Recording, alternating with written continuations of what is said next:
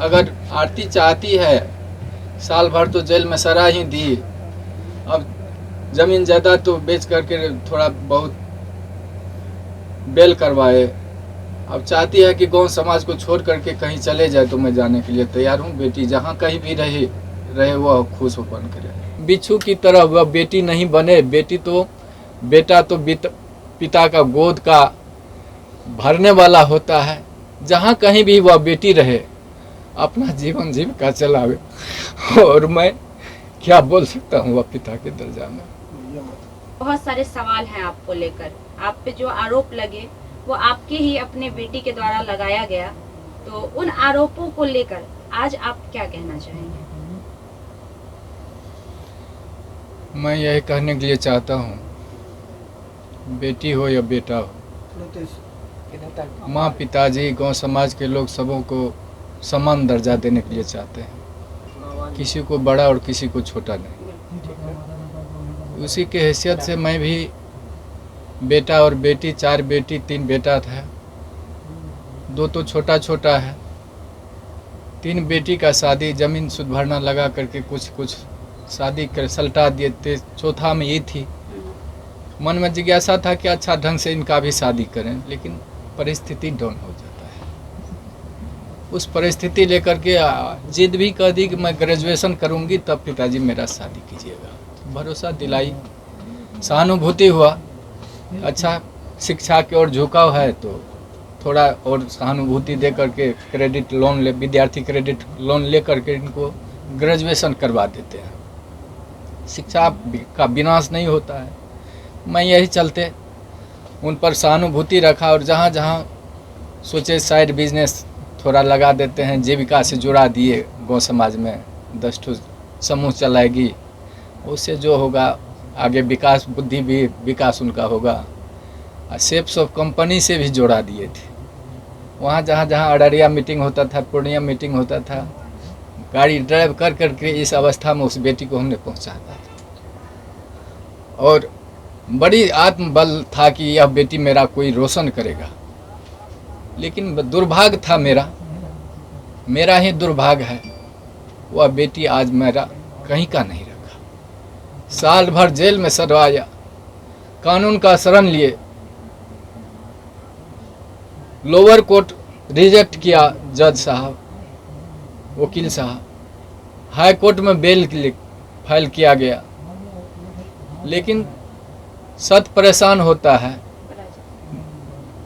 पराजित नहीं होता है। हाई कोर्ट में बेल फाइल हुआ, वकील साहब शिवानंद बाबू, वकील साहब अजय ठाकुर हाई कोर्ट से रिजेक्ट भी करवा करके किसी तरह से बेल का अनुसंधान जारी किए कि ऐसा जो भी परमात्मा का मौज हुआ, इन लोगों की सहानुभूति मिली। आज साल भर भी जेल से में भी शिवनंदन बाबू की सहानुभूति वर्णन नहीं हो पाता है। वहाँ जेल गेट पर भी पहुँच करके इन्होंने पिता का रोल अदा किया कि अब बंदी मेरा है, अधीक्षक साहब यह बंदी मेरा है, इसको कोई तरह का तकलीफ नहीं होना चाहिए। अहम भूमिका को शिवनंदन बाबू पहुँचाइए और साल भर के बाद बेल लिए। आज उन्हीं का कृपा है कि घर में मुझको नहीं रहा गया। जब बेटी कहा कि यह इसको मैं देखना चाहता हूँ कि आजीवन जेल में यह रहे, मेरा दिमाग नाच गया कि क्या हो रहा है। फिर भी एक शिक्षाप्रद कहानियाँ थी। एक बिच्छू जब पानी में डूब रहा था तो साधु महात्मा पार हो रहे थे, वह बिच्छू को बचाने के लिए अपने हाथ पर लिया। बिच्छू 2 बार डंक मारा, डंक को सह कर करके महात्मा ने वह बिच्छू को पार लगा दिया। तो वही मैं चाहता हूँ कि वह बिच्छू की तरह वह बेटी नहीं बने, बेटा तो पिता का गोद का भरने वाला होता है। जहाँ कहीं भी वह बेटी रहे, अपना जीवन जीविका चलावे। और मैं क्या बोल सकता हूँ वह पिता के दर्जा में। ऐसा नहीं है कि समाज के सारे लोग सिर्फ आपको ही आरोपी के नजर से देख रहे हैं, कहीं ना कहीं दूसरे वर्ग के लोग ऐसे भी हैं जो आपकी बेटी को भी आरोपी के तौर पे देख रहे हैं, क्योंकि गलती की शुरुआत कहीं ना कहीं आपकी बेटी से होती है। अगर शुरू से देखा जाए पूरा मामला का तो। लेकिन जैसे ही आपके आते ही एक बार आरती ने फिर से सवाल शुरू कर दिए, तो आरती के लिए आज आप क्या कहेंगे? वो आरती की मर्जी है, जो करावे। अब आपके अच्छा 1.5 साल तक, साल भर तक आप लोग जेल में रहे, आपका एक छोटा बेटा भी है, आपकी बूढ़ी माँ भी है, किस प्रकार से आपका घर चल पाया इन दिनों? परमात्मा जाने, हम नहीं जानते। अच्छा, इन सारी भूमिकाओं में जितने दिन से आप लोग जेल में थे, पूरे परिवार, तो वकील शिवनंदन भारती लगातार, जैसा आप बोले कि गार्जियन की तरह आपका देखभाल किए, या फिर हमेशा मतलब इस केस को विशेष फोकस किए, क्या कुछ कहना है उनके बारे में? यह वर्णन नहीं हो पाता है। इतना बेहतरीन उनका परफॉर्मेंस रहा जी आपके केस को लेके। जी। आप एक पिता हैं, लोग ये भी जानना चाहते हैं कि उस रात में असल में क्या हुआ था, कुछ आपको याद है? आप मतलब कुछ देखे थे? आरोप तो झूठे भी लगते हैं, सही क्या है वो तो माननीय न्यायालय के ऊपर है, लेकिन आप कुछ बता सके थोड़ा सा? मालूम थोड़ा सा हुआ तो सोचा कि प्रेम तो अंधा होता है। अच्छा। वो समय जो रहता है, वो अवस्था जो रहता है, परे हो रहता है, लेकिन उस पर कितने कितने विद्वान लोगों का भी पैर फिसल जाता है, महात्मा को भी पैर फिसल जाता है। तो हमने सोचा कि जब इस तरह की घटना हुई तो उसको बचाने के लिए हल्ला हुआ कि चोर आ गया है, डकैत आ गया है गोली मारने के लिए। तो उससे पूर्व भी लड़का वो उन्होंने धौंस दिया था कि मैंने गोली से उड़ा दूंगा। किसको दिया था? पवन यादव को, मेरे बेटा रविकांत को। अच्छा। गोली से उड़ा दूंगा, बचने के लिए नहीं दूंगा। उस पीरियड में उन्होंने घर में पकड़ाया तो हल्ला हुआ कि डकैत आ गया, डकैत आ गया।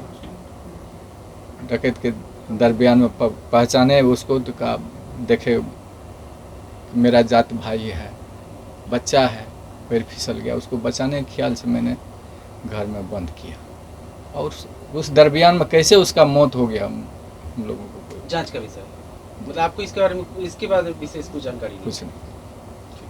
तो आपको नहीं लगता कहीं ना कहीं छोटू को इंसाफ नहीं मिला? हो गया।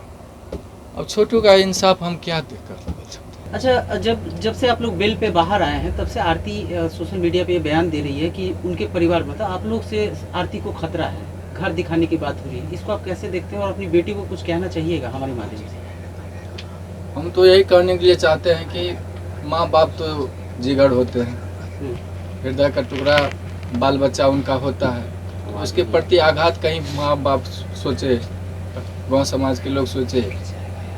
इसलिए अगर आरती चाहती है, साल भर तो जेल में सजा ही दी, अब जमीन जायदाद तो बेच करके थोड़ा बहुत बेल करवाए, अब चाहती है कि गांव समाज को छोड़ करके कहीं चले जाए, तो मैं जाने के लिए तैयार हूँ। बेटी जहाँ कहीं भी रहे वो खुश होकर करे।